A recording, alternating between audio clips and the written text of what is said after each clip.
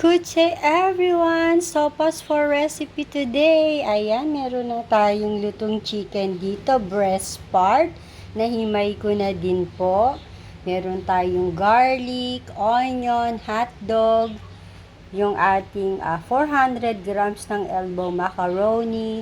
1/2 cup milk. Tsaka po yung ating cream of mushroom. Ayan. Tapos ito naman, yan, pinagpakuluan ng chicken. Yan po yung gagamitin nating sabaw para po sa ating sopas. Okay, ayan ang una. Nagisa muna tayo ng bawang. Tapos yung pong ating sibuyas.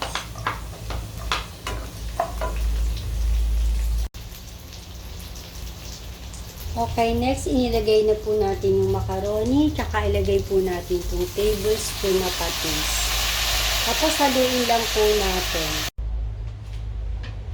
Ayan, next naman po, inilagay na natin yung pinagpakuluan ng chicken. Tapos, halu-haluin po natin para hindi po magdikit-dikit yung macaroni pasta.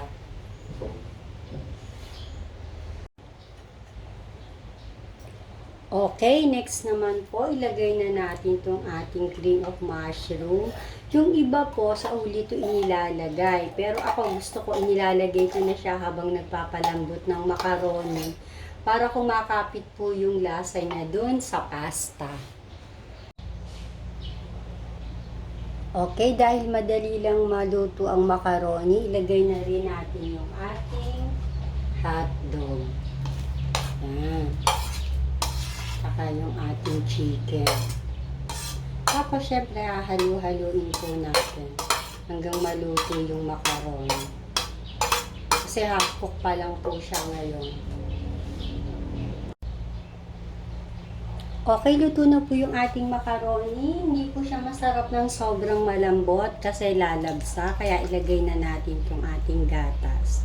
Tapos, hahaluin lang natin. Pakuluin natin ng about 3 minutes. Tapos yun po, we're done. Luto na ang ating sopas. Ayan, luto na po ang ating sopas. So, please continue to subscribe to my channel. Dito lang po yan sa Facebook, also in TikTok, YouTube, and Instagram. Just type at Luto ni Auntie Lori. Thank you for watching!